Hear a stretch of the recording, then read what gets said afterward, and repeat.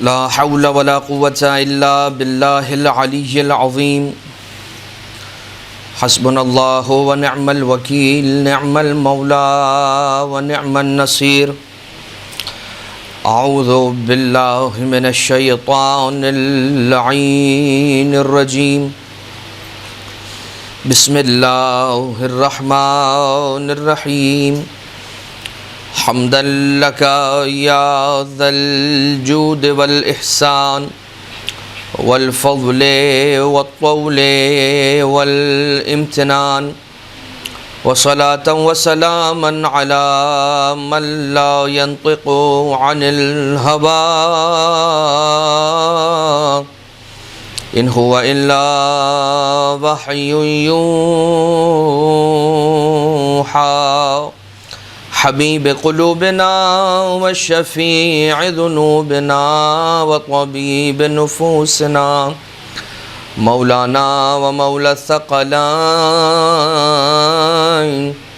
جد الحسن والحسين أبي القاسم المصطفى محمد اللهم صل على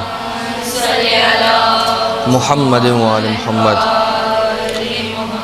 وعلى آله الذين أذهب الله عنهم الرجس وطهرهم تطهيرا اللهم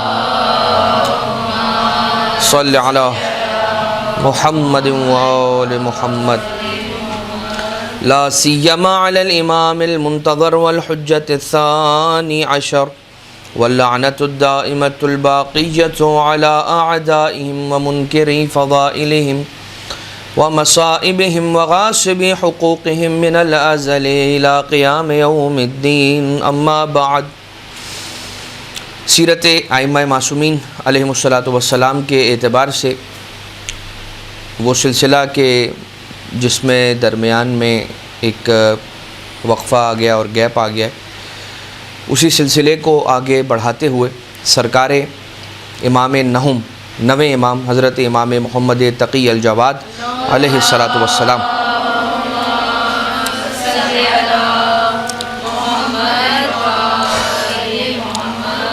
مولا کی حیات طیبہ کے عنوان سے یہ گفتگو کا سلسلہ آج کی ہماری دونوں ہی نشستوں کے اندر رہے گا۔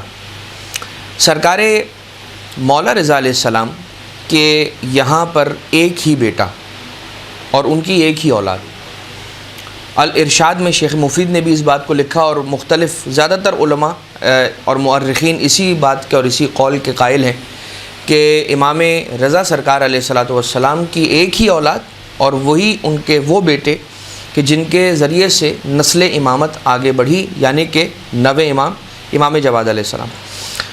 اسی طرح ہوتا یہ تھا کہ تقریباً مولا کے عقد مبارک یعنی سرکار مولا رضا علیہ الصلاۃ والسلام کے عقد مبارک کو تقریباً 35 سال کا عرصہ ہوا اور ان کے یہاں پر اولاد نہیں تھی۔ تو جس طرح سے لوگ نعوذ باللہ من ذالک رسول اکرم صلی اللہ علیہ وآلہ وسلم کو ابتر کا طعنہ دیا کرتے تھے، اسی طرح سے لوگوں نے سرکار مولا رضا علیہ الصلاۃ والسلام کے لیے بھی یہ شنیع لفظ استعمال کیا اور سرکار مولا رضا علیہ الصلاۃ والسلام کو بھی ابتر کے طعنے دیا جانے لگے۔ ابتر وہ کہ جو دم بریدہ ہو اسے بھی ابتر کہا جاتا ہے، ڈکشنری میننگز کے اندر لغوی معنی کے اندر ابتر وہ کہ جس کی دم نہ ہو، اور اصطلاحی معنی میں یا کہ جو یہاں پر مراد لی جاتی ہے ابتر سے وہ یہ کہ جس کی نسل آگے نہ بڑھے، کہ جس کی نسل منقطع ہو چکی ہو۔ اب پروردگار عالم نے ہدایت کی جو ذمہ داری لے رکھی ہے اور جو قرآن کریم کے اندر یہ ارشاد رب العزت ہوا ہے کہ بسم اللہ الرحمن الرحیم انا علینا للہدی وان لنا للآخرۃ والاولی، ہدایت کی ذمہ داری ہماری ہے اور قیامت میں پھر سوال کرنے کا حق بھی ہمیں، لہٰذا وہ رب ذوالجلال کی جو ہدایت کی ذمہ داری لے رہا ہے یہ کیسے ممکن ہے کہ اس سلسلہ ہدایت کو آگے نہ بڑھائے، لہٰذا وہاں جہاں رسول کو ابتر کہا گیا اس ابتر کو بھی اس ابتر کی آوازوں کو گم کرنے کا بھی رسول کے لیے انتظام پروردگار عالم نے فرمایا۔ اسی طرح سے مولا رضا علیہ الصلوۃ والسلام کے لیے بھی جو مولا کو ابتر کہا جاتا تھا اسے بھی بند کرنے کا، اس آواز کو بند کرنے کا انتظام رب ذوالجلال نے سرکار مولا رضا علیہ الصلوۃ والسلام کے لیے فرمایا۔ اللہم صلی علی محمد وآل محمد۔ اس اعتبار سے کہ کائنات میں بہت سارے لوگ ہیں کہ جن کی نسلیں ہیں، فلاں نسل کا انسان آپ کہتے ہیں کہ بھئی فلاں خاندان سے اس کا تعلق ہے، اور وہ نسل ہے کہ جو بڑی نسل مانی جاتی ہے۔ رسول اللہ صلی اللہ علیہ وآلہ وسلم سے بڑی نسل اس کائنات میں اور کسی کے نہیں ہے، کہ جو آج بھی چل رہی ہے اور جو قیامت تک چلتی رہے گی، اور یہ نسل کبھی منقطع نہیں ہوگی۔ کسی کی نسل منقطع ہوتی ہو جائے، لیکن رسول اور آل رسول کی نسلیں جو ہیں، رب ذوالجلال کا یہ انتظام ہے کہ وہ منقطع نہیں ہوگی۔ کل ابتر کہنے والے نے ایک نعرہ ابتر کا لگایا تھا، لیکن پروردگار عالم نے انتظام ایسا کیا کہ رسول کی نسل کو تا قیامت جاری و ساری اور مستمر کر دیا۔ دوسری بات، رسول کے لیے ایک انتظام کیا، مولا رضا علیہ السلام کے لیے ایک انتظام کیا، اور ان انتظامات کے اندر آپ دیکھیے کہ خصوصیت کیا ہے۔ رسول کے لیے جو انتظام کیا تو وہاں پر انداز یہ تھا کہ کائنات کی نسل بیٹوں سے چلاتا ہے اللہ، اپنے حبیب کی نسل بیٹی سے چلائی، یعنی کہ جو قانون فطرت ہے اسے توڑا، تاکہ لوگوں کو اشارہ مل سکے کہ یہ نسل وہ نہیں ہے، یہ نسل وہ نسل ہے کہ جسے رب ذوالجلال نے قائم رکھا ہے۔ اور دوسری طرف مولا رضا علیہ الصلوۃ والسلام کے لیے جو انتظام کیا پروردگار عالم نے، تو وہ یہ کہ جو ان کی اولاد ہیں، یعنی مولا رضا علیہ الصلوۃ والسلام کی اولاد ہیں، جو رضوی سادات ہیں، تقوی سادات ہیں، اور آگے آپ دیکھیے کیونکہ جو رضوی سادات ہیں وہ ہیں کون؟ وہ اولاد امام تقی جواد علیہ السلام سے ہی ہیں۔ تو اگر تقوی کہا جا رہا ہے تو ہے وہ اوریجنلی رضوی سادات ہی، لیکن تقوی کی جگہ رضوی کیوں کہا جاتا ہے؟ اس لیے کہ مولا رضا علیہ السلام کو ابتر کہا گیا تھا، لہٰذا اب وہ جو امام تقی علیہ السلام کی بھی اولاد ہوگی اسے بھی رضوی کہا جائے گا اور رضوی کہا جائے گا۔ اب یہاں پر ایک مماثلت اور ہے کہ جو جناب سیدہ سلام اللہ علیہا کی فارم میں پروردگار عالم نے ان ابتر کہنے والوں کو جواب دیا، اور یہاں مولا تقی جواد علیہ الصلوۃ والسلام کی صورت میں اللہ نے امام رضا علیہ السلام کو ابتر کہنے والوں کو جواب دیا۔ تو ان دونوں ہستیوں میں مماثلت دیکھیے، وہاں جناب سیدہ سلام اللہ علیہا کہ جو رسول کو ابتر کہنے والوں کا جواب بنی رب ذوالجلال کی جانب سے، ان کا لقب ہے مبارکہ، اور یہاں امام تقی جواد علیہ السلام جو امام رضا علیہ السلام کو ابتر کہنے والوں کے لیے جواب اللہ کی طرف سے بن کر آئے، ان کا لقب ہے مبارک۔ تو امام تقی جواد علیہ السلام کا لقب ہے مبارک، اور جناب سیدہ سلام اللہ علیہ کے القاب میں سے ایک لقب ہے مبارکہ۔ تو یہ ایک مماثلت ہے۔ ویسے تو مماثلتیں بہت ساری ہیں، لیکن ہم اس طرف اگر جائیں گے تو ہمارا عنوان کہیں نہ کہیں رہ جائے گا، لہٰذا یہ ایک ہی اولاد، اور سارے اماموں میں، معصوموں میں نہیں، معصوموں میں سب سے کم سن معصوم کون ہے؟ جناب سیدہ سلام اللہ علیہ، اور اماموں میں سب سے کم سن امام سرکار امام تقی جواد علیہ الصلوۃ والسلام کے جو 25 سال کی عمر مبارک میں اس دنیا سے پردہ فرما گئے اور منصب شہادت پر فائز ہو گئے۔ یعنی اماموں میں سب سے کم سن امام تقی جواد علیہ السلام، جن پر آج ہماری گفتگو ہے، اور امام تقی جواد علیہ السلام کے بعد سب سے کم سن امام کون ہے؟ امام حسن عسکری علیہ الصلوۃ والسلام، کہ جو تقریباً 28 سال کی عمر مبارک میں شہید ہوئے۔ اب دلائل امامت میں سے ہم نے کوشش یہ کی ہے کہ سیرت معصومین علیہ الصلوۃ والسلام کے ہمارے جتنے جلسے ہوئے، یعنی جتنی بھی تقریریں یا جتنی بھی دروس ہوئے سیرت معصومین علیہ الصلوۃ والسلام کے اعتبار سے، تو ان میں ہم نے یہ ضرور آپ کی خدمت میں پیش کیا کہ جو دلیل امامت یا دلائل امامت کسی بھی امام علیہ الصلوۃ والسلام کی تھی انہیں پیش کریں، تو وہ دلیل امامت امام تقی جواد علیہ الصلوۃ والسلام کی آئی ہے روایتوں میں کہ مولا رضا علیہ الصلوۃ والسلام سے جب کسی ایک صحابی نے پوچھا تھا کہ جب یہ پوچھا تھا کہ آپ کے بعد کون ہوگا کہ جو منصب امامت پر فائز ہوگا، تو گود میں سرکار امام رضا علیہ الصلوۃ والسلام کے امام تقی جواد علیہ السلام موجود تھے۔ تو مولا رضا علیہ الصلوۃ والسلام نے اپنے اس کمسن بیٹے کی طرف اشارہ کر کے فرمایا کہ یہی وہ میرا بیٹا ہوگا کہ جس سے میری نسل بھی آگے بڑھے گی، اور کار امامت بھی اسی میرے بیٹے کے ذریعے سے، کار ہدایت بھی پروردگار عالم آگے بڑھائے گا اور آگے چلائے گا۔ اور اس کے بعد اپنے بیٹے کو بوسہ دیتے جاتے تھے اور یہ کہتے جاتے تھے کہ یہ وہ ہے کہ جس سے زیادہ بابرکت ہم سارے اماموں میں اور کوئی امام نہیں ہے جس کی وجہ سے امام تقی جواد علیہ السلام کا لقب کیا قرار پایا؟ مبارک. تو لم یخلق مثلھا فی الامامہ، یا اس طرح سے ایک عبارت ہے روایت امام معصوم علیہ السلام کی کہ ان سے زیادہ بابرکت اور دوسرا کوئی امام نہیں ہے اماموں میں. یوں تو سارے امام بابرکت ہیں، لیکن جسے مبارک کہا ہے امام معصوم نے، یعنی کہ امام رضا علیہ السلام نے، وہ امام تقی جواد علیہ السلام ہے. اب ظاہر سی بات ہے کہ ایک عرصہ، بہت طولانی عرصہ گزرا کہ جس کے بعد امام تقی جواد علیہ السلام کی ولادت ہو رہی ہے، تقریباً 35 سال کا عرصہ. تو جب امام علیہ السلام اس دنیا میں تشریف لے کر آئے تو وہ لوگ، اب یہ روایت دلائل الامامہ نامی کتاب کے اندر موجود ہے. ابو جعفر محمد ابن جعفر طبری جو تاریخ طبری کے مصنف ہیں، انہوں نے لکھا کہ جو کچھ ایمان کے مرض کے اندر مبتلا، شک کی بیماری کے اندر مبتلا مریض تھے، ان لوگوں نے امام تقی جواد علیہ السلام کے اولاد امام رضا علیہ السلام ہونے سے انکار کیا. اور وہ ملعون افراد یہ کہا کرتے تھے کہ امام تقی جواد علیہ السلام خاکم بدہن، میرے منہ میں خاک، نعوذ باللہ من ذالک، العیاذ باللہ، مولا رضا علیہ السلام کے نہیں بلکہ ان کے کسی غلام، اور اس کا نام بھی روایتوں کے اندر، کتابوں کے اندر موجود ہے. کیوں؟ اس لیے کہ مولا کا جو چہرہ انور تھا، اس کا رنگ جو تھا وہ گندم گون تھا، گندمی رنگ تھا مولا کے چہرہ اقدس کا، جس کی وجہ سے لوگ یہ کہا کرتے تھے کہ نعوذ باللہ من ذالک کسی حبشی غلام. اب تو جب مولا کہ یہاں 35 سال تک عقد مبارک کے بعد اولاد نہ ہوئی، تب بھی مولا ہی کو برا بلا کہا گیا. اور جب مولا کے یہاں پر ولادت ہوئی ہے، یعنی امام تقی جواد علیہ السلام آگے، تب بھی ماننے کو تیار نہیں. اور یہ زیادہ تر وہی افراد تھے کہ جو بغض اہل بیت کے مارے لوگ تھے، کہ جن کو کوئی نہ کوئی کہیں نہ کہیں سے موقع چاہیے ہوتا تھا. البتہ اب وہ روایت سن لیجئے کہ یہ روایت طبری نے امام حسن عسکری علیہ السلام سے مروی یعنی روایت کی ہے. امام تقی جواد علیہ السلام کی عمر مبارک 2 سال کی تھی، اور اس عمر مبارک کے اندر جیسا کہ ہم نے آپ کی خدمت میں عرض کیا کہ چہرہ انور کو دیکھ کر کچھ بے یقین لوگ اور شک کی بیماری مبتلا لوگوں نے اعوذ باللہ یہ کہا کہ وہ نعوذ باللہ امام رضا علیہ السلام کے فرزند نہیں ہیں. جب مولا رضا علیہ السلام خراسان تشریف لے جا چکے تھے، یہ واقعہ اس وقت کا ہے، مولا رضا علیہ السلام اس وقت مدینہ منورہ کے اندر موجود نہیں تھے. مولا تشریف لے جا چکے تھے خراسان. مولا کو 2-3 مرتبہ لے جایا گیا ہے خراسان، طوس مولا کو، مولا رضا علیہ السلام کو گرفتار کر کے لے جایا گیا. انہی سفروں میں سے کوئی ایک سفر تھا مولا رضا علیہ السلام کا، جب آقا مدینہ میں نہیں تھے.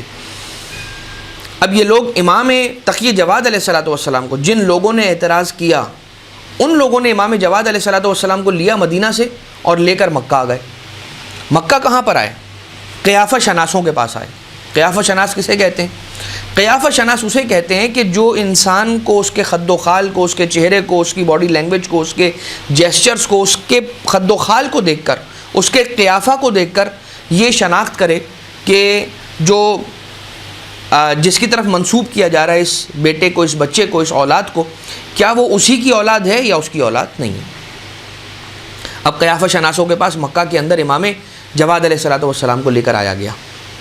جب مولا جواد علیہ السلام کو ان نسب کو پہچاننے والے افراد کے سامنے پیش کیا گیا تو ان لوگوں نے غور سے امام جواد علیہ السلام کی طرف نگاہ کی اور دیکھنے لگے، آبزرو کرنے لگے. جب آبزرویشن ختم ہوئی تو کہنے لگے تم لوگوں کو شرم نہیں آتی اس بات کی کہ وہ جو نور کا پیکر ہے، وہ جس کی خلقت پاکیزہ ہے، وہ کہ جو لوگوں کو طیب اور طاہر بنانے کے لیے آیا ہے، تم اسی کی طہارت پر سوال اٹھا کر اسے یہاں پر لے آئے ہو. ہم اس بات کی گواہی دیتے ہیں خدا کی قسم کھاتے ہوئے کہ یہ آل رسول میں سے ہیں اور یہ نورانی ہیں. یعنی وہ یہ بھی کہہ رہے ہیں کہ ان کی تخلیق خاک سے نہیں ہے، نور سے ہوئی ہے. اور کہنے لگے کہ ان کا حسب و نسب پاک ہے، نیک ہے، پاکیزہ ہیں یہ. اور امام علیہ السلام یعنی تقی جواد مولا علیہ السلام کے لیے 2 سال کی عمر مبارک میں وہ لوگ کہنے لگے قیافہ شناس کے خدا کی قسم کہ ان کا وجود اقدس پاکیزہ اور مقدس صلبوں کے اندر اور پاکیزہ ارحام کے علاوہ اور کہیں پرورش نہیں پایا ہے. خدا کی قسم یہ اولاد رسول میں سے ہیں اور اولاد امیر المومنین علیہم الصلاۃ والسلام میں سے ہیں. پلٹ جاؤ, خدا سے معافی مانگو اور استغفار کرو, اور ایسے پاکیزہ بچے کے حوالے سے شک نہ کرو. البتہ اب جب قیافہ شناسوں نے امام علیہ الصلاۃ والسلام کے بارے میں جو گفتگو کرنا تھی وہ کر لی. اب امام تقی جواد علیہ الصلاۃ والسلام 2 سال کی عمر مبارک ہے. مولا نے یہاں پر کلام فرمایا, اور جب مولا نے کلام فرمایا, خطبہ دیا ہے مولا نے وہاں مکہ مکرمہ میں, مسجد الحرام کے آس پاس کہیں غالباً ہوا ہوگا یہ واقعہ. تو وہاں پر مولا نے خطبہ ارشاد فرمایا, اور خطبے کا آغاز ہوتا ہے الحمدللہ الذی خلقنا من نورہ بیدہ. حمد ہے اس خدا کی کہ جس نے ہم اہل بیت کو خلق کیا, ہمیں خلق کیا, من نور ہی اپنے نور سے, بیدہ ہی اپنے ہاتھوں سے.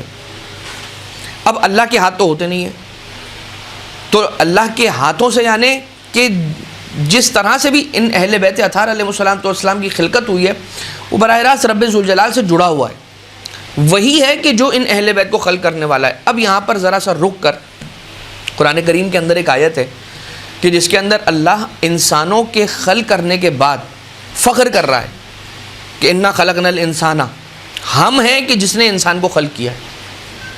الانسان کہا ہے, انسان نہیں کہا ہے. اگر عمومی بات ہوتی کہ عمومی انسانوں کو, سارے انسانوں کو خلق کر کے بنی نوع بشر, بنی نوع انسانیت کو خلق کرنے کے بعد اللہ نے فخر کیا ہے, تو وہاں پر الانسان نہیں ہوتا, انسانن ہوتا, صرف انسان ہوتا الف لام کے بغیر. الف لام کے ہونے کا معنی یہ ہے کہ کسی خاص انسان کی بات ہو رہی ہے کہ جسے خلق کرنے کے بعد رب ذوالجلال فخر کر رہا ہے اور مباحت کر رہا ہے اور ناز کر رہا ہے اور کہتا جاتا ہے کہ بھائی میں وہ ہوں کہ جس نے انسان کو, الانسان کو خلق کیا. اور وہ الانسان کون ہے؟ محمد اور آل محمد علیہم آلاف التحیت والثنا. اللہم صلی علی محمد و آل محمد. مولا ارشاد فرماتے ہیں الحمدللہ الذی خلقنا من نورہ بیدہ. حمد ہے اس خدا کی کہ جس نے ہمیں خلق کیا اپنے نور سے, اپنے ہاتھوں سے. واصطفانا من بریتہ, اور جس نے ہمیں اپنے تمام انسانوں میں سے استفا کیا, چنا اور الگ کیا.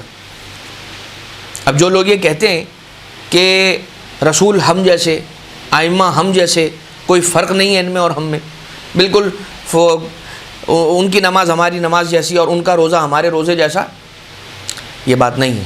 اگر ان کی نماز ہماری نماز جیسی, ان کا روزہ ہمارے روزے جیسا, تو پھر آپ کل کو یہ بھی کہہ دیں گے کہ ان کا علم ہمارے علم جیسا. کہ جس کو یہی نہیں پتا کہ میرے خلق ہونے سے پہلے, میرے دنیا میں آنے سے پہلے کیا واقعات ہوئے ہیں, اس کا علم, اس کے علم کی حد کیا ہوگی.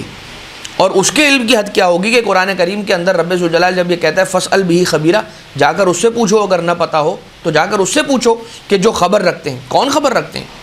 وہ خبر رکھتے ہیں کہ جو یہ فرما رہے ہیں کہ اول ما خلق اللہ نوری, پہلی وہ چیز کہ جسے اللہ نے خلق کیا وہ میرا نور تھا. یعنی کہ رسول اکرم اور مولا کائنات علیہ الصلوۃ والسلام کی خلقت اسی نور سے ہوئی, اور دیگر ائمہ اطہار علیہ الصلوۃ والسلام کے انوار بھی انہی انوار کے ٹکڑوں در ٹکڑوں سے خلق ہوئے ہیں. تو واصطفانا من بریتہ, کہ جس نے, اللہ نے مجھ یعنی ہمیں سارے انسانوں میں سے چن کر برگزیدہ قرار دیا, یعنی کہ منصب امامت پر فائز کیا. وجعلنا امناءہ علی خلقہ ووحیہ, اور وہ ہے حمد اس خدا کی کہ جس نے ہمیں اپنا امین بنایا اپنی خلقت پر, انسانوں کے لیے ہمیں امین بنا کر بھیجا, اور ووحیہ, اور اپنی وحی کا بھی ہمیں امین قرار دیا.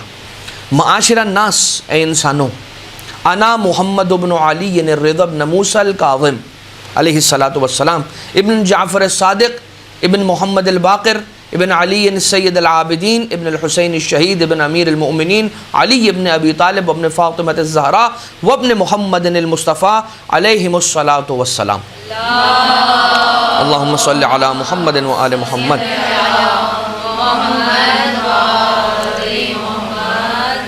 جان لو اے انسانوں, میں محمد امام رضا علیہ السلام کا بیٹا, وہ امام موسیٰ کاظم علیہ السلام کے بیٹے, وہ امام جعفر صادق علیہ السلام کے بیٹے, وہ امام محمد باقر علیہ السلام کے بیٹے, وہ امام زین العابدین علیہ السلام کے بیٹے, وہ امام حسین شہید علیہ السلام کے بیٹے, وہ امیر المومنین علیہ السلام کے بیٹے, وہ جناب, اور میں جناب سیدہ سلام اللہ علیہا کا بھی بیٹا اور رسول اکرم صلی اللہ علیہ وآلہ وسلم کا بھی بیٹا ہوں. ففی مثلی یشک، تمہیں شرم نہیں آئی کہ مجھ جیسے کے بارے میں تم لوگوں نے شک کیا. وعلیہ وعلی ابویہ یفتری یا یفترا، تم لوگوں کو شرم نہیں آئی اس بارے میں کہ تم نے مجھ پر اور میرے بابا پر یعنی میرے والدین پر ایک تہمت لگائی. اعرض علی القافہ واعرض یا اعرض علی القافہ، کیا مجھ جیسے کو قیافہ شناسوں کے سامنے لے کر آنا چاہیے تھا؟ اب دیکھیے آپ طول تاریخ کے اندر دیکھیے، جب اگر مولا کو کسی نے برا بھلا کہا تو امام علیہ السلام نے برداشت کیا. جہاں مولا کی امامت کا کسی نے انکار کیا آقا نے برداشت کیا. مگر جہاں امام علیہ السلام کی فضیلت میں کسی نے شک کیا ہے تو وہاں انہوں نے ضرور جواب دیا. چاہے وہ مسجد کوفہ کے اندر بیت التشت کے مقام پر امیر المومنین علیہ السلام کے ایک معجزے کے دکھلانے کے بعد کچھ شک کرنے والوں نے آہستہ آواز میں ایک دوسرے سے سرگوشی کرتے ہوئے کہا تھا کہ دیکھا میں نہیں کہتا تھا علی جادوگر ہے، دیکھو شام کے پہاڑ سے برف لے آیا. تو جادو کر کے برف لے آیا، کون سا برف کہاں کا برف ہمیں کیا معلوم. تو جادو کر کے اور نظر بندی کر کے نعوذ باللہ من ذالک علی ابن ابی طالب نے ایک برف کا ٹکڑا پیش کر دیا.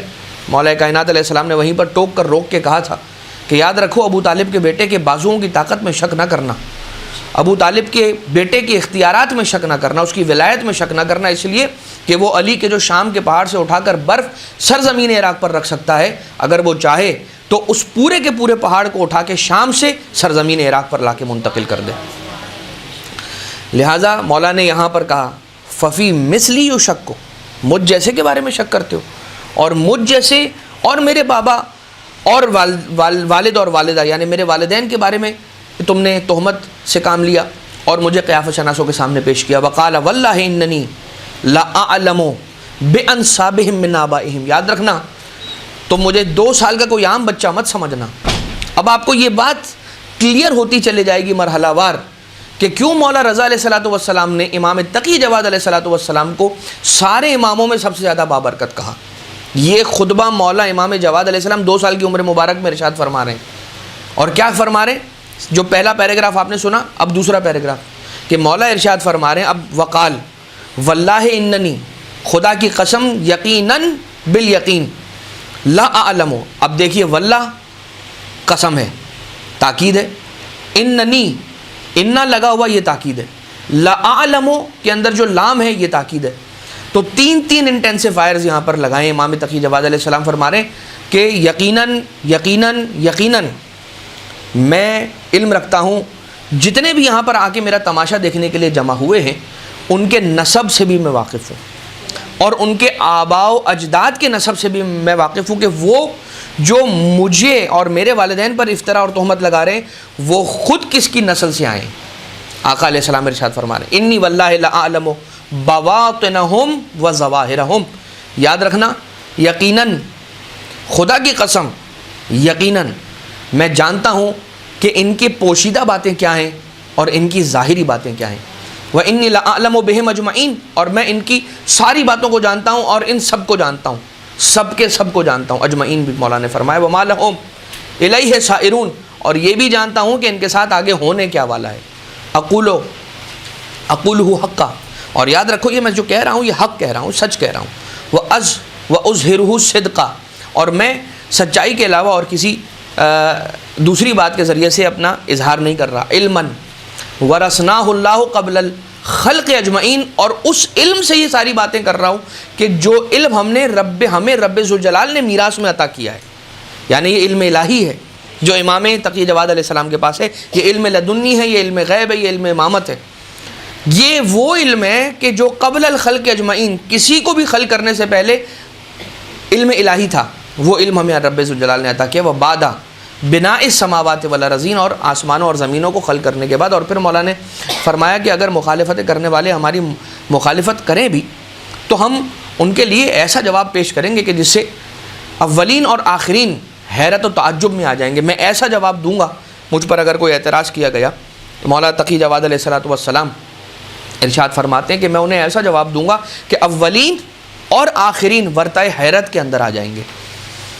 یعنی مولا یہ بیان فرما رہے ہیں کہ جیسا وہ روایت اگر آپ لوگوں کو یاد ہو کہ جناب سیدہ سلام اللہ علیہا کے بارے میں جو قعدتنا کے اندر سید آیت اللہ میلانی نے اس روایت کو لکھا ہے کہ جب عرصہ محشر کو سجایا جائے گا اور جناب سیدہ سلام اللہ علیہا کی تشریف آوری ہوگی، اس سے پہلے نور کے ممبر لگائے جائیں گے. تو جو انبیاء کے لیے نور کا ممبر لگایا جائے گا اس میں جو سب سے بڑا ممبر ہوگا اس پہ رسول تشریف لائیں گے، اور جب رسول تشریف لا کے خطبہ دیں گے وہ خطبہ اتنا نایاب خطبہ ہوگا کہ اس سے پہلے کسی نے اہل محشر میں وہ خطبہ نہیں سنا ہوگا. مطلب کیا ہے کہ اس عرصہ محشر میں رسول بھی ہوں گے جو رسول اللہ صلی اللہ علیہ وآلہ وسلم سے پہلے کے انبیاء ہوں گے، ان لوگوں نے بھی ایسا خطبہ کبھی نہیں سنا ہوگا. لہٰذا مولا تقی جواد علیہ السلام فرما رہے ہیں میں اسی گھرانے میں آنے والا اور میں اسی نبی کا وارث ہوں اور جانشین ہوں کہ جو کل ایسا خطبہ ارشاد فرمائیں گے. آج تم نے سوال کیا تو ایسا جواب دوں گا کہ جو جواب کسی نے پہلے سنا نہیں ہوگا. پھر مولا نے علیہ الصلوۃ والسلام اپنے لبوں پر دست مبارک کو رکھا اور فرمایا یا محمد اسمت یا محمد اسمت، کہ اے محمد خاموش ہو جاؤ، کما سمت آباؤک، جیسے آپ کے آبا و اجداد خاموش رہے ویسے ہی آپ بھی خاموش ہو جائیں. یعنی کہ اب مزید کوئی بات نہ کیجیے گا، اس لیے کہ اس کے بعد آنے والی باتیں وہ سارے اسرار الہیہ ہیں کہ جن کا ہر انسان تک پہنچنا ٹھیک نہیں ہے. فاصبر کما صبر اولو العزم من الرسل ولا تستعجل لہم، سورہ احقاف کی آیت ہے. مولا نے اس آیت کی تلاوت فرمائی اور اس کے بعد مولا نے چلنا شروع کیا. جیسے ہی مولا نے اپنے قدم بڑھائے تو جو لوگ آگے مولا کو گھیر کر کھڑے ہوئے تھے وہ خود بخود راستہ دینے لگے اور مولا کے سامنے سے ہٹنے لگے، اور وہاں سے مولا تشریف لے گئے. اور لوگوں کی زبان پر بس ایک ہی جملہ تھا، اور وہ جملہ یہ تھا کہ اللہ اعلم حیث یجعل رسالتہ، اللہ سے بہتر اور کوئی نہیں جانتا کہ اس نے اپنی رسالت اور امامت کو کس گھرانے میں رکھنا ہے. لہٰذا یہ تھا سرکار امام تقی جواد علیہ الصلوۃ والسلام کے اعتبار سے. اور یقیناً آپ نے یہ واقعہ تو سنا ہی ہوگا کہ کس طرح سے مولا کو قیافہ شناسوں کے سامنے پیش کیا گیا تھا، مگر وہ خطبہ ہم نے آپ کی خدمت میں پیش کیا جو عموماً بیان کم کیا جاتا ہے. اب آ جائیے ایک اور روایت.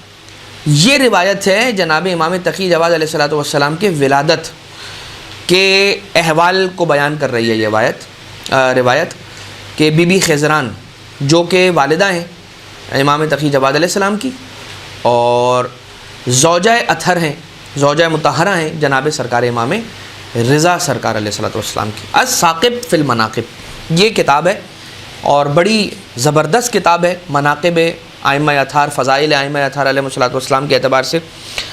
علی ابن عبیدہ یہ کہتے ہیں روایت کے اندر کہ امام کاظم علیہ الصلوۃ والسلام کی ایک بیٹی تھی جن کا نام تھا جناب حکیمہ سلام اللہ علیہ.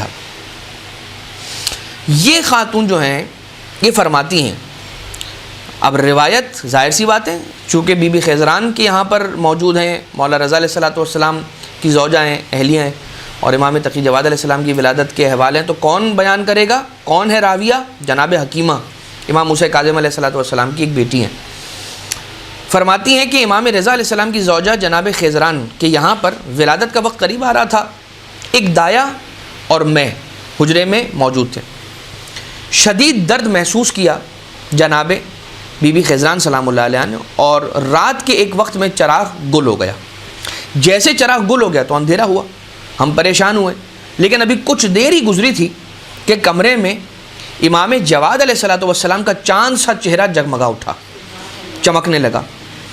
اللہم صلی علی محمد و آل محمد، اللہم صلی علی محمد و آل محمد. میں نے ان کی والدہ سے کہا کہ پروردگار عالم نے آپ کو چراغ کی روشنی سے بے نیاز کر دیا، آپ کو پیکر نور عطا کر دیا پروردگار عالم نے، اب آپ کو چراغ کی روشنی کی ضرورت نہیں ہے. سویرے جب صبح ہوئی ہے تو امام علیہ الصلوۃ والسلام تشریف لائے اور فرمایا کہ ان کے گہوارے سے ہٹ کر کہیں بھی تشریف نہ لے جائیں. کنہیں کہا یہ؟ مولا رضا علیہ الصلوۃ والسلام نے جناب حکیمہ کو، اپنی بہن کو، یہ مولا رضا علیہ الصلوۃ والسلام نے ارشاد فرمایا کہ اے بی بی آپ اس بچے کے گہوارے سے ہٹ کر کہیں بھی تشریف نہیں لے جائیں گی. 3 روز گزر گئے. پھر انہوں نے آنکھیں آسمان کی طرف بلند کر کے فرمایا، دائیں اور بائیں جانب دیکھ کر اشہد ان لا الہ الا اللہ وحدہ لا شریک لہ وَأَنَّ مُحَمَّدًا عَبْدُهُ وَرَسُولُهُ، اور اس کے بعد سارے ائمہ اطہار علیہ الصلوۃ والسلام کی گواہی دی اور اپنی بھی گواہی خود مولا علیہ الصلوۃ والسلام نے دی۔ جناب حکیمہ فرماتی ہیں کہ میں اس واقعے سے بڑی حیران ہوئی اور میرے بدن میں لرزہ طاری ہو گیا۔ میں امام رضا علیہ السلام کے پاس آئی اور انہیں بتایا کہ بچے نے ایسا ایسا کیا ہے۔ وہ بچہ کہ جو نومولود بچہ ہے وہ کیسے گفتگو کرے گا، وہ بات کیسے کرے گا، وہ تو بس ابھی صرف رو ہی سکتا ہے، لیکن یہ عام بچہ نہیں ہے، یہ بچہ عام بچہ نہیں ہے، گہوارے میں ہو، مسلح پر ہو، میدان جنگ میں ہو یا کسی بھی مقام پر ہو، یہ بچہ عام بچہ نہیں ہے۔ اور یہ فرماتی کہ میں حیران ہوئی، امام رضا علیہ السلام کے پاس آئی اور سارا احوال بیان کیا تو انہوں نے فرمایا کہ اے حکیمہ، ابھی آپ نے اس بچے سے کافی حیران کن واقعات کو دیکھنا ہے، یعنی کہ یہ معجزات رکھنے والا بچہ ہے، یہ صاحب المعجزات میرا فرزند ہے۔ اس کے علاوہ بہار الانوار کی جلد نمبر 50 نمبر کی جلد ہے اور اس کا صفحہ نمبر ہے 15۔ یہ روایت عیون المعجزات کے اندر بھی موجود ہے، راوی کا نام ہے کلیم ابن عمران۔ یہ کہتا ہے کہ میں نے مولا رضا علیہ السلام کی خدمت میں عرض کیا کہ مولا آپ دعا فرمائیں کہ خدا آپ کو ایک بیٹا عطا کرے۔ لوگ ابتر کہنے لگے اور نعوذ باللہ من ذالک کے سارے معاملات ہیں۔ تو حضرت علیہ السلام نے یعنی کہ مولا رضا علیہ السلام نے آقا نے ارشاد فرمایا کہ مجھے صرف ایک بیٹا عطا ہوگا اور وہی میرا وارث ہوگا۔ جب امام جواد علیہ السلام متولد ہوئے تو اس وقت سرکار امام رضا علیہ السلام نے اپنے دوستوں سے یہ کہا، قد ولد لی شبیہ موسیٰ بن عمران فالق البحار و شبیہ عیسیٰ بن مریم قدست ام ولدتہ قد خلت طاہرہ مطہرہ۔ میرے یہاں بیٹا پیدا ہوا ہے، یعنی مولا رضا علیہ السلام جب سرکار امام تقی جواد علیہ السلام کی ولادت سے مشرف ہو گئے، یعنی رب ذوالجلال نے امام تقی علیہ السلام مولا رضا علیہ السلام کو عطا فرما دیا، تو اب آقا رضا علیہ السلام نے یہ جملے ارشاد فرمائے کہ میرے یہاں پر بیٹا پیدا ہوا ہے جو موسیٰ ابن عمران علیہ السلام کی مانند سمندر کو تقسیم کرنے والا ہے، اس میں جگہ بنانے والا ہے، اور عیسیٰ ابن مریم علیہ السلام کی طرح ان کی والدہ پاکیزہ ہیں۔ ٹھیک ہے، یعنی کہ جیسے ولادت ہوئی تو دو باتیں کی امام علیہ السلام نے، ایک اپنے بیٹے کے حوالے سے اور ایک اپنی زوجہ کے اعتبار سے، اور یہی تو وہ ہستیاں ہیں کہ جن کے بارے میں آگے جا کر تہمت کی بات ہوئی ہے اور یہ کہا جانے لگا کہ بھائی امام تقی علیہ السلام نعوذ باللہ من ذالک مولا رضا علیہ السلام کے بیٹے نہیں ہیں، نعوذ باللہ ثم نعوذ باللہ۔ تو امام علیہ السلام ان کی ولادت کے وقت یہ فرما رہے ہیں کہ میرا بیٹا حضرت موسیٰ ابن عمران کی شبیہ ہیں کہ جو دریا کو شگافتہ کرنے والے ہیں، اور جو میرا بیٹا ہے وہ ہے کون ہے؟ جو عیسیٰ ابن مریم سلام اللہ علیہ کی بھی شبیہ ہے۔ کیوں؟ کیونکہ جیسے حضرت عیسیٰ ابن مریم سلام اللہ علیہ کی والدہ جس طرح سے پاکیزہ اور مطہرہ تھیں، اسی طرح سے میرے اس بیٹے کی والدہ بھی پاکیزہ ہے اور مطہرہ ہے۔ اب یہاں پر رک کر ایک جملہ اور سن لیجیے، صرف ایک جملہ، شاید میں نہیں معلوم آپ لوگوں کے درمیان بیان کر چکا ہوں یا نہیں، مدرسے میں ضرور یہ ہم نے کسی ایک درس میں گفتگو کی تھی، اور وہ یہ تھا کہ جناب جتنے بھی ائمہ معصومین علیہ السلام ہیں، منصب امامت اللہ کی طرف سے عطا ہوتا ہے، اسی طرح سے کسی امام علیہ السلام کی والدہ بننے کا جو منصب ہے یہ بھی رب ذوالجلال کی طرف سے عطا ہوتا ہے۔ یہی وجہ ہے کہ آپ دیکھیے جناب نرجس خاتون سلام اللہ علیہ کہاں سے تشریف لائی ہیں، جناب خضران بی بی سلام اللہ علیہ کہاں سے تشریف لے کر آئی ہیں، جناب سمانہ مغربیہ کہاں سے تشریف لے کر آئی ہیں۔ لہٰذا یہ جو بیویاں ہیں کہ جن کا تعلق عرب سے نہیں ہے، کوئی روم سے آ رہی ہیں، کوئی فارس سے آ رہی ہیں، کوئی حبش کی طرف سے آ رہی ہیں، کوئی مراکش یعنی مغرب کی طرف سے آ رہی ہیں، موروکو وغیرہ کی طرف سے آ رہی ہیں، یہ وہ بیویاں ہیں کہ جن جو ہیں نہیں وہاں پر مدینہ مکہ میں آس پاس، انہیں ایک خاص انتظام کر کے مدینہ مکہ پہنچایا جا رہا ہے۔ کبھی خواب میں وعدہ لیا جا رہا ہے امام حسن عسکری علیہ السلام سے عقد کا کہ جناب شمون آ رہے ہیں اور رسول اکرم صلی اللہ علیہ وآلہ وسلم آ رہے ہیں اور کہہ رہے ہیں بی بی سے کہ بھائی میں آپ کی اس بیٹی کا، جناب شمون سے کہہ رہے ہیں کہ میں آپ کی اس بیٹی کا ہاتھ مانگنا چاہتا ہوں اپنے بیٹے کے لیے، اور پھر جاگتی آنکھوں کے ساتھ جناب امام علی النقی علیہ السلام نے عقد پڑھا اور خواب کے عالم میں جناب سیدہ سلام اللہ علیہ کو دیکھا اور یہ سارا کچھ۔ اس کے علاوہ جناب شہربانو سلام اللہ علیہ، بی بی شہربانو، تو یہ سارے واقعات ہیں کہ جو مادر امام کون ہے یہ بھی رب ذوالجلال طے کرے گا۔ یہ بھی ایک منصب ہے کہ امام کو پیدا کیا، امام نے کس گود میں پرورش پائی۔ اب پرورش کا لفظ استعمال کرنا امام معصوم علیہ الصلوۃ والسلام کے لیے ذرا عجیب سا لگتا ہے، لیکن کہ کس گود میں پلے امام، وہ گود بھی کوئی عام گود نہیں ہے، وہ رب ذوالجلال کی طرف سے منتخب اور مصطفیٰ گود ہے۔ اب آ جائیے پھر فرمایا کیا، مولا رضا علیہ الصلوۃ والسلام نے فرمایا کہ میرا بیٹا شبیہ ہے حضرت موسیٰ کا اور حضرت عیسیٰ کا، اور پھر مولا ارشاد فرمانے لگے کہ میرے بیٹے کو غضب اور حسد کی وجہ سے قتل کیا جائے گا۔ آپ لوگ وہ واقعہ سارا جانتے ہیں، وہ انشاءاللہ اسی یا اس کے اگلے والے حصے کے اندر آپ کی خدمت میں عرض کریں گے کہ کس طرح سے مولا کو حسد کے نتیجے میں زہر دیا گیا، اور وہ سارا کا سارا واقعہ آئے گا، یحییٰ ابن اقسم نے جو شرارت کی تھی اور وہ سارا کا سارا معاملہ۔ آسمان والے میرے اس بیٹے پر گریہ کریں گے اور اللہ اس کے دشمن سے غضبناک ہوگا۔ زیادہ وقت نہیں گزرے گا کہ پروردگار عالم اسے ایک انتہائی دردناک عذاب میں مبتلا کر دے گا۔ کسے؟ قاتل امام تقی علیہ السلام کو، خدا کی لعنت ہو امام تقی جواد علیہ الصلوۃ والسلام کے قاتل پر۔ مولا رضا علیہ الصلوۃ والسلام یہ گفتگو کرنے کے بعد پوری رات اپنے معصوم بیٹے کے گہوارے کے پاس بیٹھے رہے، اور ساری رات اپنے بیٹے کے گہوارے کے پاس سے نہیں ہٹے۔ بیان کرنے والا راوی تو یہ بیان کر رہا ہے، اسے تو یہی سمجھ میں آیا، جو اسے سمجھ میں آیا وہ یہ لکھ رہا ہے کہ مولا ساری رات اپنے بیٹے کو لوری سناتے رہے۔ اب یہ یا مولا رضا علیہ السلام جانے یا مولا تقی علیہ السلام جانے کہ سرکار مولا رضا علیہ السلام اپنے بیٹے امام تقی جواد علیہ السلام کو لوریاں سنا رہے تھے، یا غیب کی خبریں سنا رہے تھے، علم منتقل کر رہے تھے، اور وہ باتیں کر رہے تھے کہ جس طرح سے رب ذوالجلال رسول اللہ صلی اللہ علیہ وآلہ وسلم سے گفتگو کرتا ہوا قرآن کریم کے اندر نظر آتا ہے۔ اور اے محمد مصطفیٰ صلی اللہ علیہ وآلہ وسلم، یاد کرو اس وقت کو کہ جب ہم نے عیسیٰ علیہ السلام پر یہ کرم فرمایا۔ تو کیوں ایسی بات ہوتی ہے؟ یاد کرو اس وقت کو، یہ اس سے کہا جاتا ہے کہ جو اس واقعے کے وقت وہاں پر موجود ہو۔ تو خیر، یہ مولا رضا علیہ الصلوۃ والسلام اور سرکار امام تقی جواد علیہ السلام، ان کی ولادت اور ان کے ایک اکیلے بیٹے اور فرزند اور اولاد ہونے کے اعتبار سے تھا۔ اب مولا کے معاجز، کچھ علمی معاجز ہیں اور کچھ وہ معجزات ہیں کہ جو خارق العادہ افعال ہیں کہ جو صادر ہوئے ہیں دلیل امامت کے طور پر امام معصوم علیہ السلام۔ پھر ان کی سیرت کے اعتبار سے بھی کچھ گفتگو ہے ساتھ ہی ساتھ۔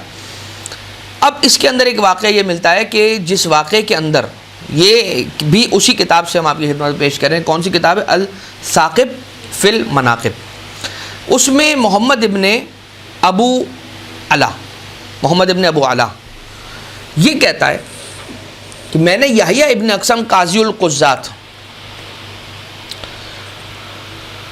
سے یہ سنا ہے کہ میں نے ان سے بہت سارے موضوعات پر کلام کیا ہے اور مناظرات کیے، تحفے اور ہدایہ ان کو بھیجے ہیں، اور میں ان سے علوم آل محمد کے بارے میں پوچھتا رہتا ہوں۔ یہ کون کہہ رہا ہے؟ یحییٰ ابن اقسم کہہ رہا ہے۔ انتہائی بڑا دشمن تھا یہ امام تقی جواد علیہ السلام کا۔ بہت سی مرتبہ یہ کہا جاتا ہے کہ مامون بہت ظالم تھا، بہت جابر تھا، لیکن علم دوست تھا، لہٰذا اس نے اپنے دربار میں ان وزراء کو رکھا تھا کہ جو علماء تھے۔ یہ ظلم ہے، یہ کہنا ظلم ہے۔ بھائی جو امام معصوم پر ظلم کر رہا ہے کہ امام معصوم علیہ السلام کو زہر دے کر شہید کروا رہا ہے، وہ کتنا بڑا ظالم ہوگا یہ سوچیے آپ، پھر اس کی مغفرت ممکن ہی نہیں ہے۔ اس کے لیے اس کی وکالت کے اندر کوئی بات کہنا اور ممبر سے کہنا، یہ بڑی ستم ظریفی کی بات ہے، چونکہ سمجھتے نہیں ہیں اور کیا کہا جائے، علماء کرام کی یہ روش نہیں ہے۔ اور روایات معصومین علیہ الصلوۃ والسلام سے بھی یہ سمجھ میں آتا ہے کہ یہ اپنے دربار میں علماء کو بٹھانے کا اس کا مقصد یہ تھا کہ یہ جب چاہے رقم دے کر یا اس کی قیمت دے کر وہ فتویٰ ان سے خرید لے، جو کام وہ کرنا چاہ رہا ہے، جو کوئی بھی کام وہ کرنا چاہ رہا ہے، صحیح غلط اس سے ہٹ کر جو کام کرنا چاہ رہا ہے اس کی انڈورسمنٹ وہ اپنے ان درباری اور بازاری علماء سے لے لیں کہ جو قیمت دے کر یا قیمت لے کر فتویٰ بیچا کرتے ہیں اور فتویٰ دیا کرتے ہیں۔ امام علیہ الصلوۃ والسلام کے لیے یہ یحییٰ ابن اقسم کہہ رہا ہے کہ بھائی میں نے ان سے بہت گفتگو کی، کبھی پروردگار عالم ظالم اور دشمن کی زبان سے بھی، عدو کی زبان سے بھی حق کی فضیلت کو جاری کرتا ہے۔ الحق ما شہدت بہ الاعداء، کہ حق وہ ہے کہ جس کی گواہی خود دشمن دے۔ تو دشمن ہے یہ کہہ رہا ہے کیا کہ میں نے بہت سے موقعوں پر ان سے استفادہ کیا ہے اور میں ان کے علم کا معترف ہوں۔ جب یہ آ کر پوچھتا ہے کہ مجھے کچھ علوم آل محمد علیہ السلام کے اعتبار سے بتائیے، تو امام علیہ السلام یہ شرط لگاتے ہیں، امام فرماتے ہیں اس شرط پر بتاؤں گا کہ جب تک میں زندہ رہوں چھپانا، اور میری موت کے بعد جیسے دل چاہے ویسے کر لینا، کوئی مسئلہ نہیں، پھر کسی کو بتانا ہو تو بتا دینا۔ ایک دن میں مسجد نبوی میں داخل ہوا تاکہ رسول صلی اللہ علیہ وآلہ وسلم کی قبر کا طواف کروں۔ میں نے دیکھا کہ امام تقی جواد علیہ السلام بھی طواف قبر رسول میں مشغول ہیں۔ ابھی خانہ کعبہ کے طواف کی بات نہیں ہو رہی، اب یہ طواف قبر رسول کی بات ہو رہی ہے۔ آج تو پارٹیشن لگا دیے گئے، چاہے وہ قبر رسول ہو یا قبور ائمہ اطہار علیہ السلام ہو، ورنہ ویسے ہی 7 چکر قبر امام معصوم علیہ السلام کے گرد بھی لگانا یہ مستحب ہے اور بہت زیادہ ثواب کا موجب ہے، اور اس کے بارے میں علماء کرام نے اپنی کتابوں کے اندر بحث کی ہے، گفتگو کر رکھی ہے۔ البتہ میں نے دیکھا، یہ کہہ رہا ہے راوی کہہ رہا ہے کہ میں نے دیکھا کہ امام قبر نبی کے گرد طواف کے اندر مشغول ہیں۔ میں بھی مشغول ہو گیا اور میں نے اپنے سوالات ان کے سامنے رکھے اور امام نے میرے سارے سوالوں کے جوابات عطا فرما دیے۔ پھر میں نے کہا کہ خدا کی قسم میں ایک مسئلہ پوچھنا چاہتا ہوں، لیکن آپ سے شرم آ رہی ہے کہ وہ آپ سے پوچھوں یا نہیں پوچھوں۔ امام علیہ السلام ارشاد فرماتے ہیں انی اخبرک بہا، جو تو پوچھنا چاہتا ہے وہ بھی میں تجھے بتاؤں گا، قبل ان تخبرنی تسألنی عنہا، کہ قبل اس کے کہ وہ سوال کہ جو تو سوچ کر آیا ہے کہ وہ مجھ سے پوچھنے والا ہے، وہ سوال تو مجھے بتائے، میں ہی تجھے سوال بھی بتاؤں گا اور میں ہی محمد تقی جواد اس کا جواب بھی تجھے بتاؤں گا۔ ترید ان تسألنی، تو ارادہ رکھتا ہے کہ تو مجھ سے سوال کرے گا، عن الامام، کیا سوال کرے گا؟ امام معصوم کے بارے میں سوال کرے گا۔ اس نے جواب دیا خدا کی قسم میرا سوال بھی یہی تھا کہ امام ہوتا کون ہے، کیا ہے امام کے اوصاف، کیا امام کے بارے میں سوال۔ تو آپ یعنی حضرت علیہ الصلوۃ والسلام کون؟ سرکار امام تقی جواد علیہ السلام نے ارشاد فرمایا کہ امام میں ہوں۔ اس نے پوچھا علامت کیا ہوتی ہے؟ تو اس وقت امام علیہ الصلوۃ والسلام کا عصا بول اٹھا۔ اب دیکھیے یہیں پر معجزہ دکھلا دیا آقا نے، اپنی امامت کی گواہی جب اس نے پوچھا کہ امام کون ہے تو امام علیہ الصلوۃ والسلام نے فرمایا میں ہوں۔ لیکن جب امام سے سن لیا یحییٰ ابن اقسم دشمن ہے اور امام علیہ السلام کی امامت کا معترف نہیں ہے، اس کی دلیل کیا ہے؟ اسی واقعے کے اندر دلیل ہے کہ جب امام علیہ السلام نے فرما دیا کہ میں امام ہوں تو اسے امام کے دست مبارک کا بوسہ لینا چاہیے، پیشانی کا بوسہ لینا چاہیے، قدموں کا بوسہ لینا چاہیے۔ وہ یہ نہیں کر رہا، وہ یہ کہہ رہا ہے کہ اچھا تو پھر علامت کیا ہے؟ اب جب علامت کی بات آئی ہے تو پھر امام علیہ السلام نے کچھ نہیں کہا، امام کا عصا بول اٹھا اور امام علیہ الصلوۃ والسلام کے عصا سے آواز آنے لگی ان مولایا امام ھذا الزمان وہو حجت اللہ، یاد رکھو میرا مولا اس زمانے کا امام ہے اور وہی اللہ کی حجت ہے۔ لہٰذا یہ ایک معجزہ۔ یوں تو معجزے کی کیا کہا جا سکتا ہے؟ معجزے کی سائنس کہیں گے، کیا کہیں گے؟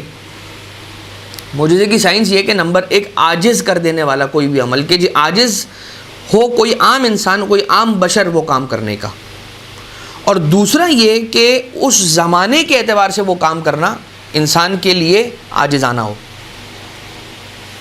کہ انسان وہ اس زمانے میں، آج کل تو کوئی بھی ایک چھوٹا سا اسپیکر لگا دے اپنے عصا کے اندر اور کہا کہ دیکھو ابھی میرا عصا اس بات کی گواہی دے گا، بٹن دبائے اور عصا گواہی دے دے۔ آج کل یہ نہیں ہو سکتا، یہ اس زمانے کی بات تھی۔ لہٰذا معجزہ بھی زمانے کو دیکھ کر ہوتا ہے۔ اسی وجہ سے جب حضرت عیسیٰ علیہ الصلوۃ والسلام کے زمانے میں مردوں یعنی طبابت کا اور میڈیکل کا دور تھا وہ عروج پر، تو اس زمانے میں سرکار پروردگار عالم نے حضرت عیسیٰ علیہ الصلوۃ والسلام کو مردوں کو زندہ کرنے کا معجزہ دیا تھا اور ید بیضا عطا کیا تھا کہ اگر کوئی کوڑی اور برس و جذام کا مریض آ رہا ہے تو اس کو اپنے دست مبارک کے پھیرنے کے ذریعے سے شفا دیں۔ رسول اکرم صلی اللہ علیہ وآلہ وسلم کے دور کے اندر یہ تھا کہ لوگ بہت زیادہ فصاحت و بلاغت کا اظہار کرتے تھے اور اس کے اندر بہت آگے تھے، تو رسول اللہ کے لیے صلی اللہ علیہ وسلم معجزہ یہ تھا کہ قرآن کریم رب ذوالجلال نے عطا کیا معجزے کے طور پر جو نازل ہوا۔ اب یہ ایک واقعہ اور ہے، اور بڑا ہی زبردست یہ واقعہ ہے، اس کو بیان کرتے ہیں اور اس کے بعد پھر ہمارا ایک جو حصہ ہے وہ ہم اس کو اختتام کی طرف پہنچ جائیں گے۔ الاختصاص کے اندر یہ واقعہ موجود ہے، اور کشف الغمہ کے اندر ہے، بحار الانوار کے اندر ہے۔ بحار الانوار کی جو جلد نمبر 50 ہے نا، یہ وہی جلد ہے کہ جس کے اندر امام تقی جواد علیہ الصلوۃ والسلام کے احوال موجود ہیں۔ اسی لیے آپ یہ دیکھیں گے کہ بار بار ہم جلد نمبر 50 بحار کی کہہ رہے ہیں، کیوں؟ کیونکہ اس جلد کے اندر امام تقی جواد علیہ السلام کے احوال موجود ہیں۔ الاختصاص کے اندر بھی موجود ہے علی ابن خالد۔ اب علی ابن خالد کون ہے؟ یہ امامی نہیں ہے، یعنی کہ امام تقی جواد علیہ السلام کو امام نہیں مانتا علی ابن خالد، البتہ معترف ہے ان کی فضیلت کا، لیکن امام مفترض الطاعہ امام جواد علیہ السلام کو نہیں مانتا، کسی اور کو امام مانتا ہے۔ یہ کہتا ہے کہ میں سامرہ شہر میں تھا، اور سامرہ شہر کا جو علاقہ ہے جس کے اندر میں موجود تھا اس کا نام ہے عسکر، جس کی وجہ سے دونوں اماموں کو عسکریین کہا جاتا ہے علیہم السلام۔ میں نے سنا کہ ایک شامی شخص کو یہ لے کر آئے ہیں پکڑ کے، اور اسے زنجیروں میں کس کے باندھ دیا گیا ہے، جکڑ دیا گیا ہے، اور اسے زندان کے اندر قید کر لیا ہے۔ جب یہ میں نے سنا تو لوگ یہ کہنے لگے اس کے بارے میں کہ اس نے نبوت کا دعویٰ کیا ہے۔ بہت امپورٹنٹ واقعہ یہ، بہت ہی امپورٹنٹ واقعہ۔ لوگ کہنے لگے کہ اس نے جو ہے وہ نبوت کا دعویٰ کیا ہے، جس کی وجہ سے اس کو اس طرح سے اتنا ہیویلی اس کو زنجیروں کے ساتھ باندھا گیا ہے، اور اس کو اپنا قید میں جا کے بند کر دیا گیا زندان میں۔ یہ کہتا ہے کہ مجھے جانا چاہیے، مجھے اس سے ملنا چاہیے۔ آج کل کے زمانے میں کیا ہوتا ہے، جب کسی کے بارے میں کوئی بات، کوئی خبر پھیلتی ہے تو فوراً ہم اس کے لیے نفرت اپنے دل میں پیدا کرتے ہیں۔ یہ وہ زمانہ نہیں تھا، یہ وہ زمانہ تھا کہ جس زمانے کے اندر یہ خود کہہ رہا ہے علی ابن خالد کہ جس کے بارے میں بات ہوئی ہے نا، میں ضرور اس سے جا کے تو ضرور بات کروں گا، اس سے تو ضرور جا کے پوچھوں گا کہ بھائی تو نے نبوت کا دعویٰ کیا کیوں؟ دماغ ٹھیک تھا تیرا؟ کیا وجہ تھی نبوت کا دعویٰ کرنے کی؟ میں نے سوچا کہ میں جاتا ہوں اور اس سے نبوت کا دعویٰ کرنے کی وجہ پوچھوں گا۔ زندان میں اترا، جہاں پہ اس کا قید خانہ تھا، جو کمرہ تھا جس کے اندر اس کو رکھا تھا۔ میں سوچا جانا چاہیے، دیکھنا چاہیے ماجرا کیا ہے۔ زندان میں اترا، اجازت مل گئی مجھے، اور میں نے اس سے اچھی طرح دیکھا، اور اسے آبزرو کرنے کے بعد مجھے اس بات کا احساس ہوا کہ بھائی بڑا معقول سا شخص نظر آ رہا ہے، ٹھیک ٹھاک ہے، یہ بے وقوفی اس طرح کی نہیں کر سکتا، میرے دل نے کہا اسے دیکھ کر۔ میں نے جا کر اس سے پھر پوچھا اگلے مرحلے پر کہ یہ جو تیرے ساتھ ہوا ہے کیا ہوا ہے، ذرا مجھے تھوڑی تفصیل بتائے گا۔ کہنے لگا کہ میں شام میں رہنے والا تھا، اور میں شام کا رہنے والا ہوں، مجھے شام ہی سے گرفتار کیا گیا۔ مقام راس الحسین علیہ السلام جو شام کے اندر موجود ہے، جہاں پہ سر اقدس سرکار ابا عبداللہ علیہ السلام کو رکھا گیا تھا، میں اس حجرے میں بیٹھ کر عبادتوں کے اندر مشغول رہتا تھا۔ ایک دن محراب کی طرف رک کر کے بیٹھا تھا، ذکر کر رہا تھا، اور ذکر میں مشغول تھا کہ اچانک میں نے اپنے سامنے ایک عظیم شخصیت کو، ایک عظیم ہستی کو پایا، اور جب میں نے ان کی جانب دیکھا تو انہوں نے مجھ سے خطاب کرتے ہوئے فرمایا کھڑا ہو جا۔ میں کھڑا ہو گیا، اور جیسے میں کھڑا ہوا تو مجھ سے فرمانے لگے کہ میرے ساتھ چل۔ میں ان کے ساتھ چلنے لگا، اور جب میں ان کے ساتھ چلنے لگا، ابھی ہم کچھ قدم ہی چلے تھے کہ میں نے خود کو کوفہ شہر میں پایا، مسجد کوفہ کے اندر پایا۔ اب وہ جو شخصیت تھی بزرگ، انہوں نے مجھ سے پوچھنے شروع کیا کہ بھائی آپ یہ بتاؤ کہ اس جگہ کو پہچانتے ہو؟ کہنے لگے کیا یہ مسجد کوفہ ہے؟ انہوں نے فرمایا یہ بالکل یہ مسجد کوفہ ہے۔ اور دیکھتے ہی دیکھتے وہ نماز پڑھنے لگ گئے، میں بھی ان کے ساتھ نماز میں مشغول ہو گیا۔ جب نماز ختم ہوئی تو میں نے ان کو دیکھا کہ وہ چلنے لگے۔ جب وہ چلنے لگے اور میری طرف میری جانب دیکھا، میں سمجھ گیا وہ چاہتے ہیں کہ میں بھی ان کے ساتھ ساتھ چلوں۔ میں چل پڑا۔ ابھی ہم کچھ قدم چلے تھے کہ میں نے خود کو مدینہ میں پایا، شہر مدینہ میں روضہ رسول کے قریب پایا۔ ایک مرتبہ وہاں پر یہ ہستی، عظیم ہستی، شخصیت نماز پڑھنے لگی، میں بھی وہاں پر ان کے ساتھ نماز پڑھنے لگا۔ جب نماز ختم ہو گئی، انہوں نے میری طرف دیکھا، اشارہ کیا، چلنے لگے، میں ان کے ساتھ چلنے لگا۔ کچھ قدم چلے تھے کہ میں نے خود کو مکہ مکرمہ میں پایا، مسجد الحرام میں پایا، خانہ کعبہ کے قریب پایا۔ اور وہاں پر بھی وہ ہستی نماز پڑھنے لگی. ان کو دیکھ کر میں بھی نماز پڑھنے لگا. اور جب نماز مکمل ہو گئی تو بلند ہوئے, مجھ سے کہنے لگے اپنا ہاتھ میرے ہاتھوں میں رکھو. میں نے ان کے ہاتھ میں اپنا ہاتھ دیا, اور اس کے بعد ہم چند قدم چلے تھے کہ میں دوبارہ شام میں اسی جگہ پہنچا کہ جہاں میں موضع یا مقام و راس الحسین علیہ الصلوۃ والسلام پر بیٹھ کر عبادتوں کے اندر اور ذکر میں مشغول رہتا تھا. یہ سارا منظر اور یہ سارے واقعے سے گزرنے کے بعد میں بہت ہی خوف زدہ ہو گیا. میں بالکل ڈر گیا. بس وہ وقت گزرتا گیا یہاں تک کہ ایک پورا سال گزرا. جب پورا ایک سال گزر گیا تو میں اسی مقام پر بیٹھا ہوا تھا. ایگزیکٹلی آفٹر 1 whole year میں نے دوبارہ اسی مقام پر اسی عظیم ہستی کو دیکھا, اور جب میں نے ان کے چہرے کی طرف دیکھا تو میرا دل خوش ہو گیا. یعنی کہ یہ پتہ چل رہی ہے بات کہ جو کوئی بھی آ رہا ہے, یہ عظیم ہستی جو کوئی بھی ہے, اب اس کے دل میں ان کی محبت پیدا ہو گئی. یہ کہتا ہے کہ اسی طرح سے انہوں نے مجھے شام سے کوفہ نماز پڑھی, وہاں سے چلے مدینہ نماز پڑھی, وہاں سے چلے مکہ نماز پڑھی, دوبارہ سے انہوں نے مجھے شام پہنچایا. اور قبل اس کے کہ وہ رخصت ہو جائیں مجھ سے میں نے انہیں قسم دے کر یہ پوچھا کہ خدا آپ کو اس خدا کی قسم ہے یا اس کی قسم ہے کہ جس نے آپ کو یہ طاقت اور توانائی عطا کی ہے کہ آپ نے اس طرح سے مجھے سارے مقامات کی سیر کروائی ہے, ان کا واسطہ بتائیے آپ کون ہے. کہا کہ میں محمد ابن علی الرضا علیہ الصلوۃ والسلام ہوں.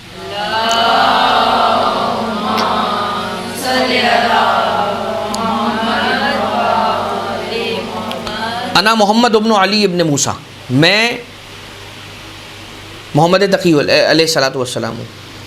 یہ خبر مشہور ہو گئی کہ مجھے اس طرح سے سیر کروائی گئی تھی. اب یہاں پر جو ہے نا یہ بات سمجھ لیجئے کہ اس نے یہ خبر خود لیک کی, چاہے کسی بھی شوق میں کہ میں کسی کو بتا دوں اور میری بزرگی کا وہ ہو جائے, یہ خبر آگے نکلتی ہی نہیں اگر وہ خود نہ چاہتا. کوئی راز اس وقت تک فاش نہیں ہوتا کہ جب تک ہم خود اسے راز رکھیں. ہم خود ہی راز نہیں رکھتے, ہم ہر ایک سے یہ کہہ کے بتاتے ہیں. اس کو شوق ہے نا ہمیں نیوز بریک کرنے کا, جو کلچر ہے وہ تو ہمارے اس معاشرے کے اندر پیدا کر ہی دیا گیا. میں نیوز بریک کروں گا, کوئی بات پتہ چلی حتیٰ کہ نعوذ باللہ کسی کے مرنے کی خبر ہو, سب سے پہلے میں اپنے پیج پہ چلاؤں گا. اللہ معاف کرے, پروردگار ہماری اس سنگ دلی کو ختم کرے اور اس دوڑ سے ہمیں نکالے. یہ خبر مشہور ہو گئی, اور جب خبر مشہور ہوئی تو معتصم کے وزیر نے, محمد ابن عبد الملک نے, اس کے کانوں تک یہ بات پہنچی. اس نے فوراً اسے گرفتار کروایا. کیوں؟ اس لیے کہ یہ وہ لوگ ہیں کہ جو امام علیہ الصلوۃ والسلام کی فضیلتوں کا اقرار کرنے والے نہیں ہیں. سننا بھی پسند نہیں ہے ان لوگوں کو امام معصوم علیہ السلام کی فضیلت. تو ظاہر سی بات ہے اگر اس شخص کو یہ آزاد رکھتے تو لوگوں کے درمیان تو امام تقی جواد علیہ السلام کی ایک فضیلت لوگوں تک پہنچ جاتی کہ بھائی امام علیہ السلام نے اپنے ایک چاہنے والے کو اتنے مقامات کی سیر کروائی ہے.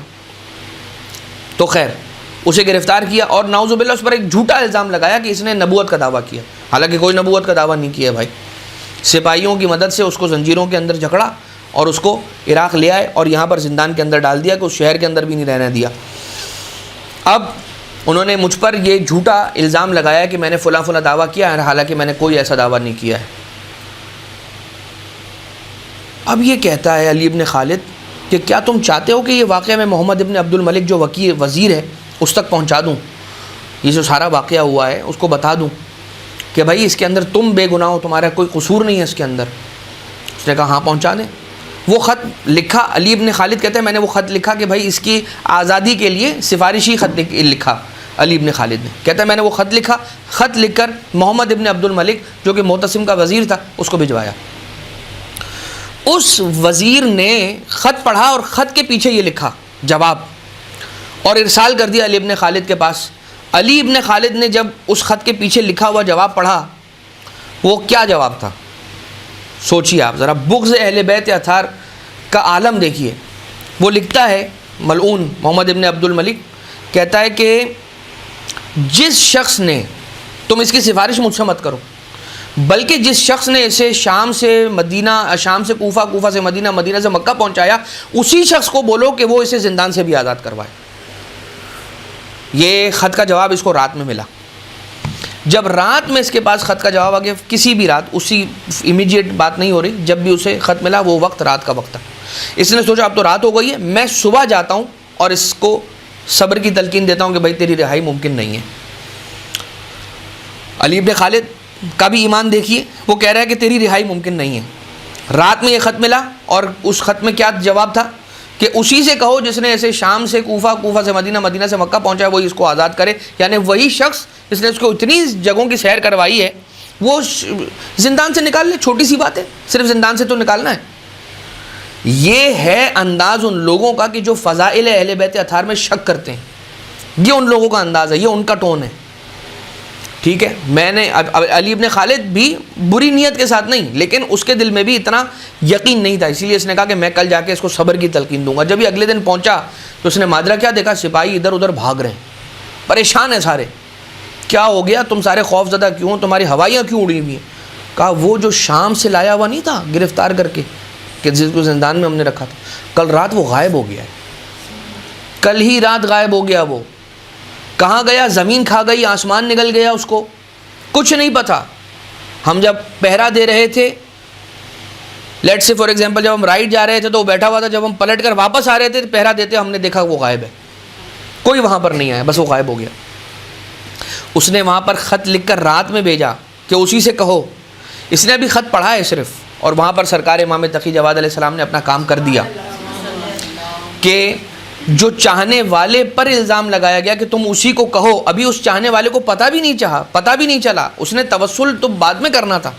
امام علیہ السلام نے کہا کہ تم ہمارے چاہنے والوں کو ہماری محبت کی وجہ سے سختیوں سے گزارو گے، اب دیکھو ہم خود آ کر ان کی مدد کس طرح سے کیا کرتے ہیں۔ علی ابن خالد اس واقعے کے بعد امام علیہ السلام کی امامت کا معتقد ہو گیا اور وہ راہ راست پر آ گیا اور اسے ہدایت نصیب ہو گئی۔ اس پورے واقعے کے نتیجے میں امام تقی جواد علیہ السلام کہ صرف ذکر کا یہ صدقہ ہے کہ ان کا ذکر سن کر ایک شخص جو صحیح راستے پہ نہیں تھا وہ راہ راست پر آ گیا۔ پروردگار ہم سب کو نصیب فرمائے کہ معرفت امام تقی جواد علیہ السلام ہم سب کو عطا ہو، اور ہماری نسلوں کے اندر مودت امام تقی جواد، مودت محمد و آل محمد علیہ السلام کو منتقل فرمائے، صاحب الامر علیہ السلام کے ظہور میں تعجیل فرمائے، ہمیں آقا و مولا کے اصحاب میں شمار فرمائے۔